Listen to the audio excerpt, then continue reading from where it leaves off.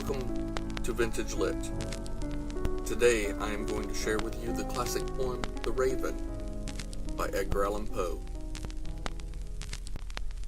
Once upon a midnight dreary, while I pondered weak and weary over many a quaint and curious volume of forgotten lore, while I nodded nearly napping, suddenly there came a tapping, as of someone gently rapping at my chamber door.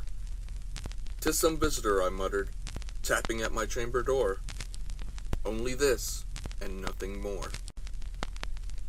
Ah, distinctly I remember, it was in the bleak December, and each separate dying ember wrought its ghosts upon the floor. Eagerly I wished for the morrow, vainly I had sought to borrow from my books surcease of sorrow for the lost Lenore, for the rare and radiant maiden, whom the angels named Lenore, nameless here forevermore.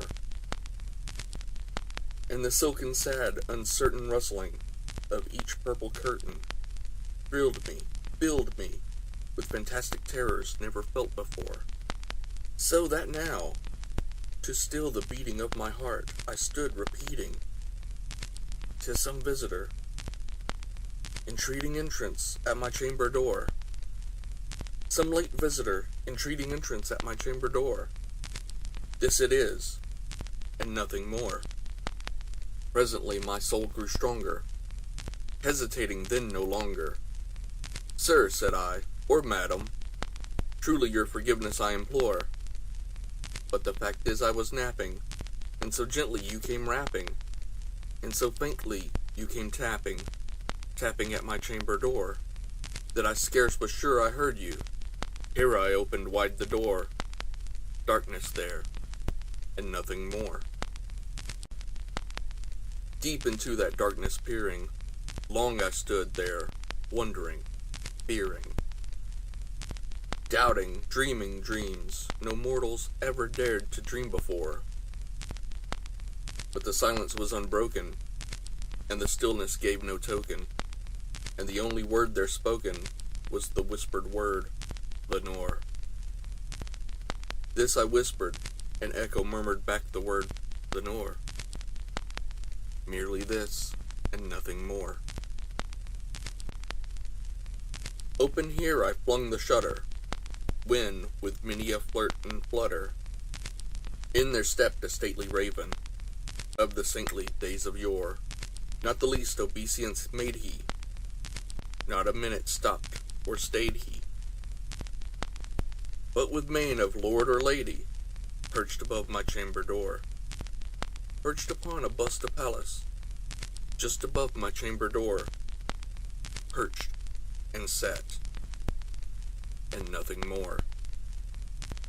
Then this ebony bird beguiling my sad fancy into smiling, by the grave and stern decorum of the countenance it wore. "Though thy crest be shorn and shaven, thou," I said, "art sure no craven, ghastly grim, an ancient raven, wandering from the nightly shore. Tell me what thy lordly name is, on the night's Plutonian shore." Quoth the raven, "Nevermore."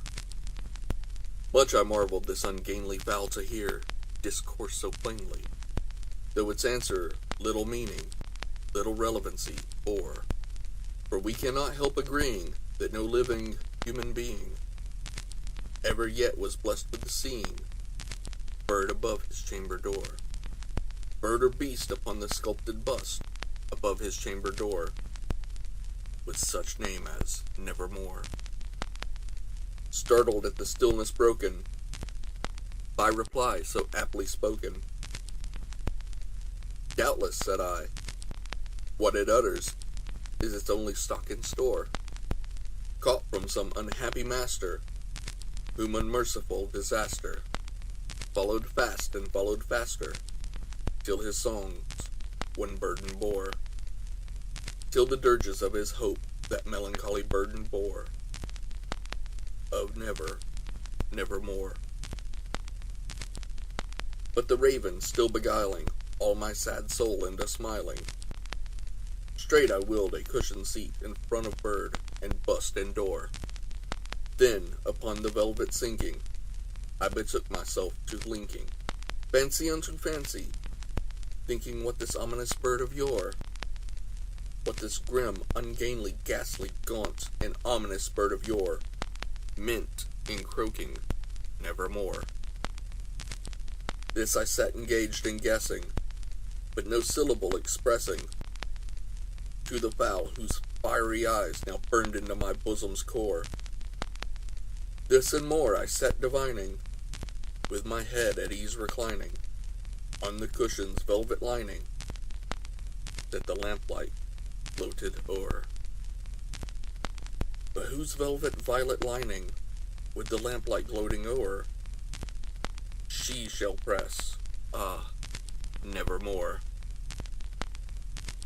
Then methought the air grew denser, perfumed from an unseen censer, swung by seraphim, whose footfalls tinkled on the tufted floor.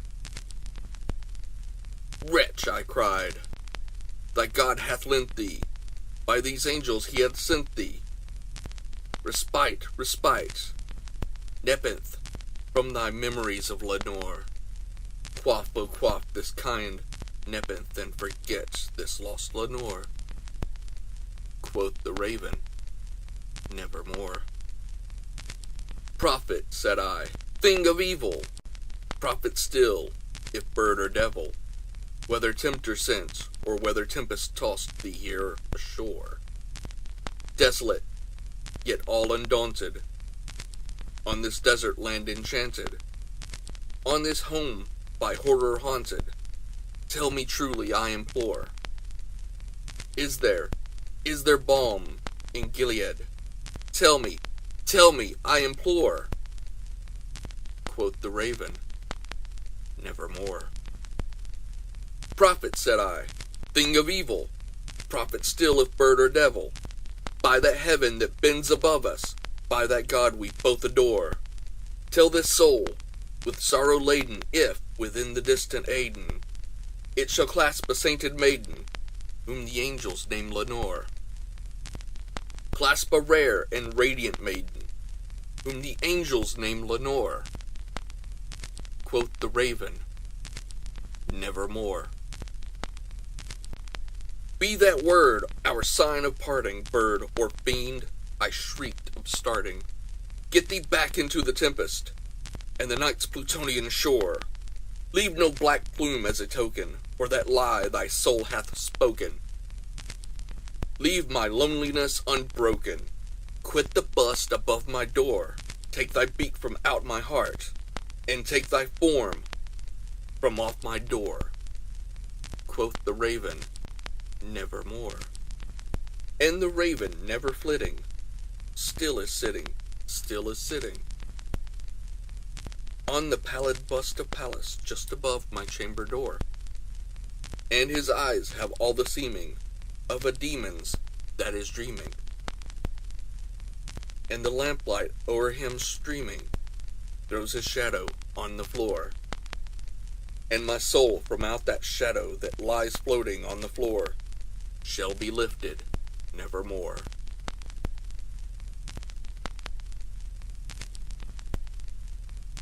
Thank you for joining me for this.